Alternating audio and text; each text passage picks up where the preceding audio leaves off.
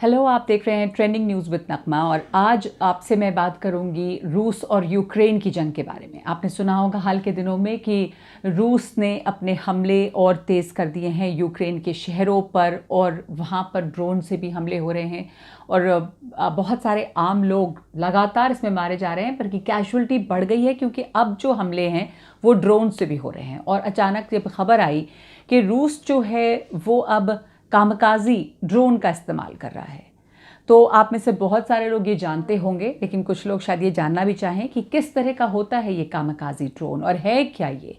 तो सबसे पहले तो आपको बता दूं कि ये जो कामकाजी है, कई जगह बल्कि मैंने देखा कि हिंदी के अखबारों में, वेबसाइट पे उसका नाम कामकेज लिख दिया गया है। तो सबसे पहले तो ये समझ लीजिए कि इसका नाम कामकेज नहीं है, KAMKAZE, लेकिन ये एक जापानी शब्द है, जापानीज ओरिजिन है इसका, और इसका मतलब और इसको प्रोनाउंस किया जाता है, इसका उच्चारण है कामकाजी।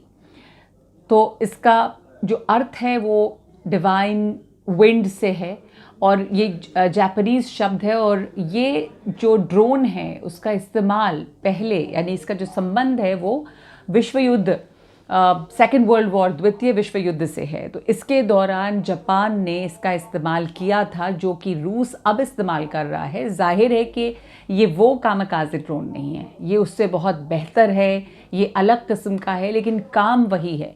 काम ये है कि जो सिलेक्टेड टारगेट है, निशाने पे जो सटीक निशाना लगाता है, और ये अपने साथ बहुत भारी तादाद में जो असलाह है, जो एम्यूनिशन है, उसे लेकर चलता है। और जब तक ये निशाने को ढूंढ नहीं लेता तब तक वो अपने जो उसका लोड है उसे ड्रॉप नहीं करता।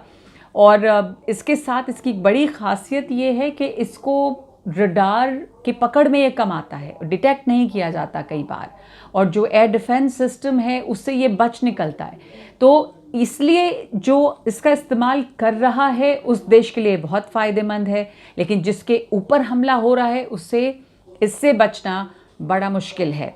और इस दफ़ा जो रूस यूक्रेन पे कामकाजी ड्रोन का इस्तेमाल कर रहा है और इसके ज़रिए वो बम बरसा रहा है, ये कहा जा रहा है कि ये दरअसल ईरान ने रूस को दिया है, ये ईरान से आए हैं। तो ये ईरान का कनेक्शन है रूस यूक्रेन जंग में, कि जो बम गिराए जा रहे हैं उसमें ईरानी ड्रोन्स का इस्तेमाल हो रहा है।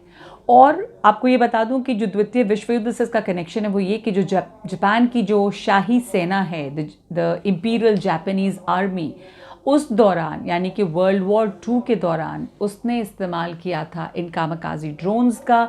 लेकिन ये जो हैं ये सेल्फ डिस्ट्रक्टिंग ड्रोन्स हैं, यानी कि जब आप इससे ये जो बम है, असला, हथियार वो गिराता है और अटैक करता है निशाने पे, तो ये खुद भी बर्बाद होता है। और तब इसमें पायलट्स होते थे, तो ये एक तरह से आत्मघाती हमला होता था, उन पायलट्स को मरना होता था। तो ये सुसाइड मिशन था और उन पायलट्स को जापान में ये मजबूर किया जाता था, क्योंकि ये पूरा ये जो एक ट्रेडिशन, एक परंपरा रही है कि आप हारेंगे नहीं युद्ध में, भले ही जान देते। तो उसके ही तहत ये पायलट्स जो हैं वो जाते थे, कामकाजी ड्रोन को उड़ाते थे और ये हमले के बाद जो है नष्ट हो जाता था। लेकिन अच्छी बात अब जो इस्तेमाल हो रहा है, ज़ाहिर है कि ऑटोमेटेड ड्रोन्स हैं, इनको दूर से कंट्रोल किया जाता है। ये भी उसी तरह से लोड लेके जाते हैं, बम लेके जाते हैं, और जब तक निशाने को ढूंढ नहीं लेते वो वहीं मंडराते रहते हैं। वो देर तक हवा में घूम सकते हैं और उसके बाद ये हमला करते हैं जब ये अपने निशाने को ढूंढ लेते हैं। बस ये कि इसमें अब पायलट्स नहीं जाते, तो ये अब हमले के बाद बर्बाद हो जाता है, लेकिन इसमें किसी जो पायलट है उसकी जान नहीं जाती है। तो जापान में तो बताया जाता है कि उस दौरान में 3800 पायलट लगभग इसमें मारे गए थे।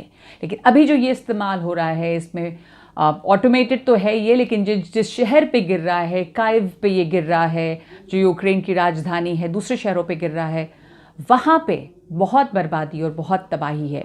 और इससे सवाल लगातार उठ रहा है कि ये जो जंग है रूस और यूक्रेन की, इसमें हर थोड़े दिनों के बाद एक नया मोड़ आता है, तो ये कहाँ जाकर ख़त्म होगी।